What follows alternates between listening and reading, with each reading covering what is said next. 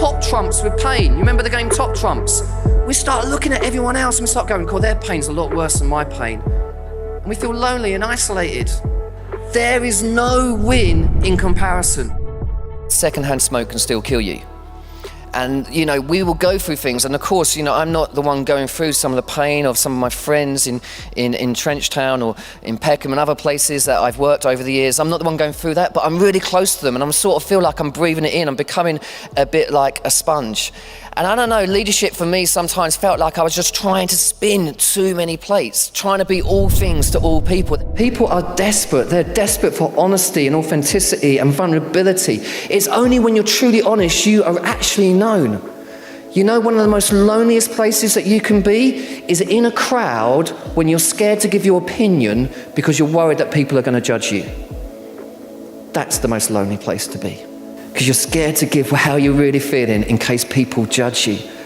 If we define culture as the way we do things around here, then maybe culture needs to shift a little bit. Actually, it takes courage, doesn't it? Courage and vulnerability are the same thing. Brené Brown, the famous research professor, says the Latin word for courage is cur. It means to speak your mind with your heart, to show up and let your true self be seen. We had a visit from the Duke and Duchess of Cambridge. I hope you caught those names as they dropped there. And this is my wife, Diane, sitting next to the Duchess of Cambridge, and it's quite an amusing story, actually. So the Duchess of Cambridge has just turned to Diane and went, "Do you like my dress?" I'm not sure what you're meant to say when the Duchess of Cambridge says, "Do you like my dress?" And so Diane went, "It's a really lovely dress." And she went to Diane, "Well, that's good, because William says I look like a tablecloth." I was like, now you come to mention it, actually. And they spent time with our kids, and then I was saying goodbye to Catherine, and what you can't see in this photograph are literally hundreds and hundreds of photographers. And these photos went around the world, and I was on the BBC 6 o'clock news that day. We went back, these photos went into OK magazine, Hello magazine, magazines in Sweden I'd never heard of. And everyone was texting me going, "Wow, you're doing pretty good then." The reality is, in this photograph, I'm really struggling with anxiety. And I'm just about to go through one of the darkest times of depression that I've ever been through. But the showreel looks great. And that's the thing we project. Our stories from platforms like this are always the success stories, right? But the reality is people relate more to your scars than your successes. And when it boiled down to it, the reason why I was not willing to say that I'm not okay as a leader is I felt ashamed. And I felt embarrassed, and I felt lonely, and I felt like there was no one I could talk to.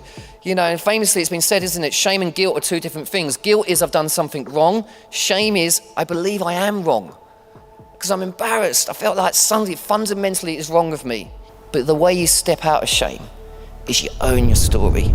When it came to the chapter on anxiety, I just wasn't very happy with it because it was all very technical, fight or flight, and all that stuff we've heard before.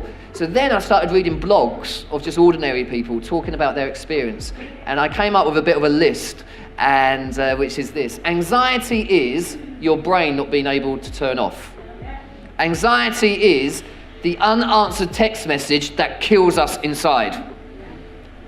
Especially WhatsApp, right? Because you can tell it's been read. So annoying. Why don't they just answer straight away? I don't understand. It believes every negative scenario that you come up with. It's the inaccurate conclusions drawn as your mind takes off and you have no choice to follow its lead. It's apologizing for things that don't require you to say sorry. It's self-doubt and a lack of confidence. It's trying to fix something that isn't a problem. It's the fear of failure and striving for perfection, then beating yourself up when you don't get there. It tells you you're wrong, they don't like you. It's constantly asking the what-if questions. So here's a question I like to ask myself. What is success? What does success look like to you? That's fascinating when you start asking leaders that. I've come to the conclusion that success looks really different to me to what it did 20 years ago. Success for me is now, I want to live in line with my values.